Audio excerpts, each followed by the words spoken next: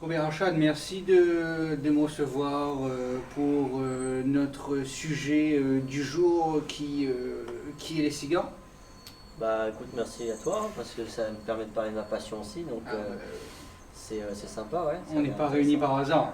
Non, après tant d'années, Effectivement, ça fait un petit bout de temps qu'on ne s'est pas vu. ça fait Hein. un petit bout de temps, Ouais. ouais, ça fait un petit bout de temps. Là, tu as sorti quelques cigares. Qu'est-ce que tu peux nous dire sur la sélection là que tu as prise Bah, alors je t'ai sorti des cigares de ma collection qui sont un peu rares, on va dire. Donc on va commencer par celui-là, si tu veux, c'est ce qu'on appelle donc chez les cigares cubains, si tu veux, tu as tout ce qui va être production régulière. D'accord, Et puis chaque année, tu vas avoir des éditions régionales, donc pour certains pays, éditions d'accord, régionales France, Portugal, Italie, Grande-Bretagne, d'accord, ok, d'accord. Grèce, Ouais, Turquie, etc. Et en fait, ça va être des marques, donc dans les marques cubaines, qui vont sortir des modules spéciaux. Donc ça va être d'accord, produit en quantité limitée. ok. On va prendre l'exemple de ça, qui est une édition régionale Italie, Alors, donc c'est des cigares cubains cubain, pour le marché italien. Ok, Voilà. exclusivement pour le marché italien. Quasi exclusivement Et pour le chaque marché région italien. a sa spécificité? Chaque région a un petit peu les cigares qu'ils demandent, quoi. D'accord, ok. Donc, ce cigare est sorti l'année dernière, donc en cabinet de 50. C'est un cabinet, c'est ce qu'on appelle, ça va être cette boîte là. D'accord, ok, Quand tu as une boîte de ce type là, d'accord, c'est ce qu'on appelle un cabinet. Ils sont frais, là tu vas voir, on a l'année de fabrication, hein, donc UBM février 2019, ok, c'est-à-dire qu'ils ont été roulés en février 2019 d'accord. et mis en boîte en février 2019. Donc ça va faire bientôt 2 ans. Ok. Et 2 ans, c'est récent pour des cigares. C'est récent, ouais, D'accord. c'est très récent, c'est frais, c'est ce qu'on appelle du cigare frais. Ok. Et donc pour en revenir à ce cigare en particulier, ce qui va faire la rareté de ce cigare, c'est la première chose, c'est que c'est une édition régionale Italie. D'accord, Donc pour t'en procurer, il faudrait aller majoritairement en Italie, forcément. Et il a été tiré à 2400 cabinets de 50.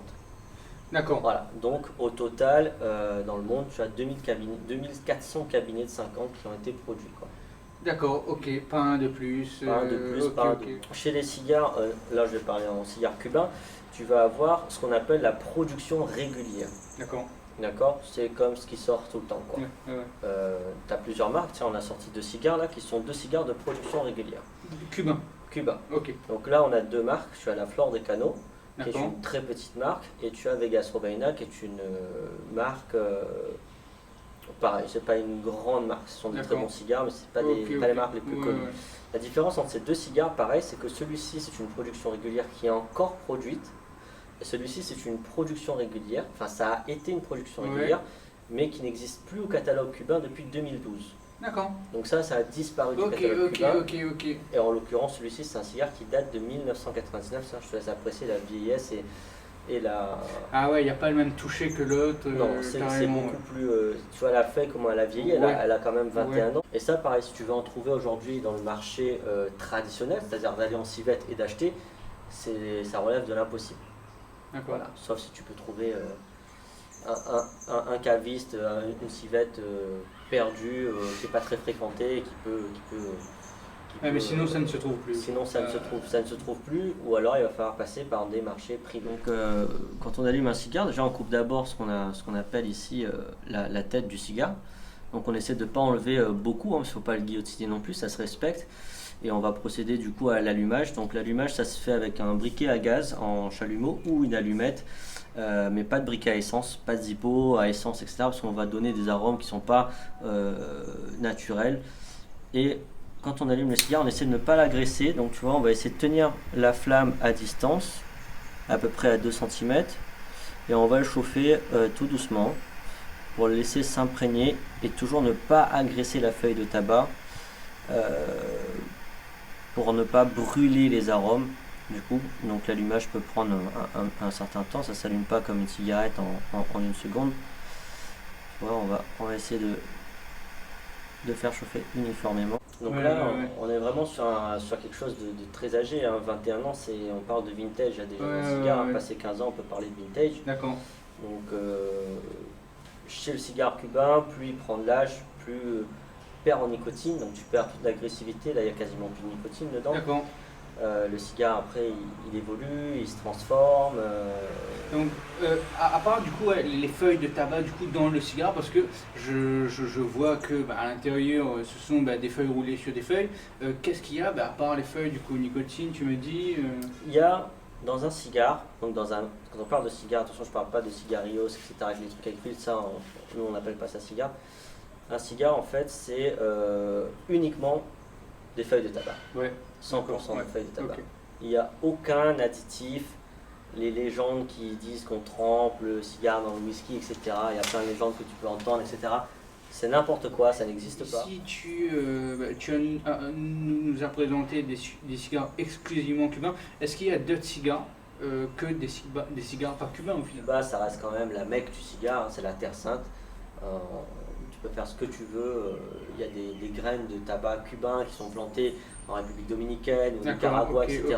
Okay. Ça pousse pas pareil, ça rend pas pareil. Ouais. Après, dès lors qu'on sort du terroir cubain, pas toutes les terres sont pareilles de toute façon. Cuba, comme la Réunion par exemple, qui a une terre très riche, Cuba doit avoir sa terre. Spécificité. Et encore, c'est une région à Cuba. D'accord. C'est-à-dire que tu as plusieurs régions à Cuba. D'accord. Donc la plus belle région, donc là où sortent les meilleures feuilles, s'appelle la Vuelta a Bajo. D'accord. Tu vois. Et tu as d'autres régions comme Pinar del Rio, qui sont pas très loin, mais qui ne rendent pas les mêmes feuilles encore, tu vois. Donc, le tabac premium vient de la Vuelta a Bajo. Okay. Je vais fumer du non cubain sur conseil d'autres amateurs qui vont me dire que ça c'est pas mal, essaye, tu verras, etc. Là, je vais peut-être me lancer. Est-ce que un cigare ou un cabinet, par exemple, peut prendre de la valeur? Absolument. D'accord. Absolument. À partir de quel moment Alors, il n'y a rien qui régule le marché, si ce n'est l'offre et la demande. Ça, si tu veux, en Italie, un cabinet de 50 sort à 600 euros. À ce jour, ça pourrait se revendre le double déjà. D'accord. Et là, ça date de 2019. Ça date de 2019. Pourquoi? Parce que c'est assez exceptionnel, comme je dis, parce que c'est une édition régionale avec une bague particulière. Ouais. Le cigare est apprécié. Les éditions Italie sont quand même reconnues pour être de belles productions. D'accord. Et qu'on est assez rare. Donc Cohiba, c'est la marque la plus premium de cigares cubains. D'accord. C'est aussi la marque la plus contrefaite. D'accord. Parce que tu as beaucoup de contrefaçons dans le cigare aussi. Notamment ce cigare-là, tu as... comme tous les trucs de luxe, contrefaçon, voilà, tu as énormément de contrefaçons dans ce cigare. Et ce cigare, donc, c'est un des cigares, si tu veux, c'est peut-être le cigare le plus rare au monde. D'accord. Le plus difficile à mettre la main dessus, en tout cas. C'est, donc, comme tu as vu, le BIK. Ouais. Ça se présente comme ça. Donc, on va ouvrir pour voir. Hop. Ok. Voilà, donc là, c'est le Cohiba BIK. Et donc chez Cohiba BIK, tu as 3 modules, donc le BHK 52, le BHK 54 et le BHK 56. Donc, comme tu as t'en douter, celui-ci c'est le plus petit. Et donc là on a une petite boîte de 10 Cohiba BIK. Donc, qui sont particulièrement beaux, hein.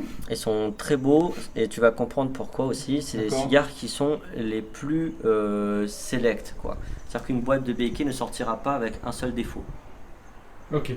Voilà. Donc ils sont parfaits, quoi. Ils sont vraiment parfaits. Et là où tu as donc ce qui permet de voir si c'est un cigare contrefait ou pas quand tu n'as pas la fiabilité de la source. Tiens, on va en sortir un, ce sera donc la première fois que j'en sors un de la boîte. Tu vois, ici la bague, d'accord? Donc la bague ici, tu vas voir quand on la tourne, elle est faite d'une certaine façon. Tu as un petit hologramme à l'intérieur de... effectivement, il y a un hologramme carrément. Il y a un petit hologramme, voilà. Comme un billet. Exactement.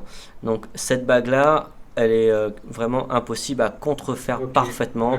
Donc tu as des contrefaçons qui s'en rapprochent, mais sur cette bague justement, tu as plein de petits indicateurs que tu peux retrouver sur internet qui vont te dire si ton Cohiba BIK est un vrai ou un faux. Parce que fumer le cigare pour le prestige c'est quelque chose, mais quand tu fumes des feuilles de banane, parce que c'est ce que tu peux retrouver dans, tu peux retrouver n'importe quoi dedans. On a déjà la difficulté à le produire. Parce que toutes les récoltes ne sont pas pareilles, on ne sait pas si on a eu assez de feuilles, etc. Il faut savoir aussi que même si tu as assez de feuilles, si les cigares ont un défaut, ils ne sortent pas. Et puis, donc, de base à la production, on n'a pas beaucoup. Et il faut les dispatcher dans le monde. Sauf que quand tu veux mettre la main sur du Cohiba BIK, tu ne trouveras quasiment jamais ça en vente libre dans les civettes, là où on vend les cigares. Pourquoi? Parce que toi, demain tu tiens une civette, tu vas recevoir 2 boîtes de BIK par exemple, 52, 2 boîtes de 54 et 2 boîtes de 56. Ce que tu vas faire, c'est que tu vas pas les mettre en vente libre, tu vas les vendre à des amateurs aguerris qui viennent souvent, à tes bons clients quoi. Ouais. C'est prestigieux. Une boîte de 2016, donc celle-ci. Moi je l'avais payée à l'époque au prix France, parce que les prix ont augmenté entre temps, merci l'État pour les taxes. 390 € la boîte de 10. C'est une boîte qui peut aller à la revente aujourd'hui jusqu'à 2 fois et demi son prix. Ok. Voilà. Et ça, Donc, c'est des valeurs sûres. C'est-à-dire que ouais. c'est vraiment parce que les gens cherchent, quoi. D'accord, donc ah oui, belle plus-value, mais faut mettre la main dessus. Faut mettre la main Ouais. dessus, et quand tu mets de la main dessus, c'est rare que tu vendes, quoi. Ouais. C'est vraiment rare. Ça, c'est un Cohiba édition limitée de 2011.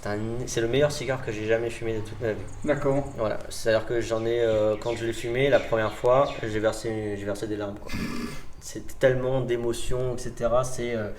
Ah ouais. C'est une bête Mais de il est très compétition. beau aussi, hein, il est plus foncé que les Et autres. ça, à l'heure actuelle, on va dire que ça se vend à la boîte de 2500 €.